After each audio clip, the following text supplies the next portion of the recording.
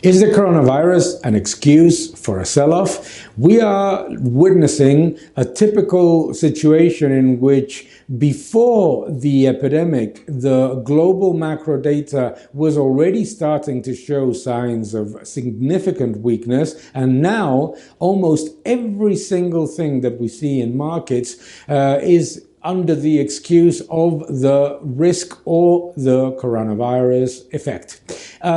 What is the real impact of this epidemic? Obviously, we cannot say in all certainty what it is going to be. What we can certainly say is that if we look at the impact on the global economy of the SARS epidemic, and we extrapolate that to the current impact in the economy of China, which is now 17% of global GDP versus 4% in 2003. It is quite possible that the negative effect on the global GDP growth is likely to be around $570 billion, as Pricewaterhouse mentioned, which is around 0.7% of global GDP. We also know that it's severely impacting exports, particularly in raw materials and energy commodities.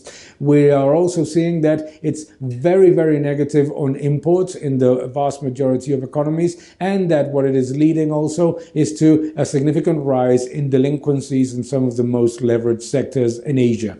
As such, if we look at the impact that we have seen in Japan so far, if we look at the impact that we're seeing on the exporting economies, and if we understand that these risks can be prolonged for a longer period of time than what consensus was estimating, I think that it is safe to say that all of this might lead to very significant downgrades on global GDP growth and very significant downgrades in earnings estimates of the most cyclical sectors.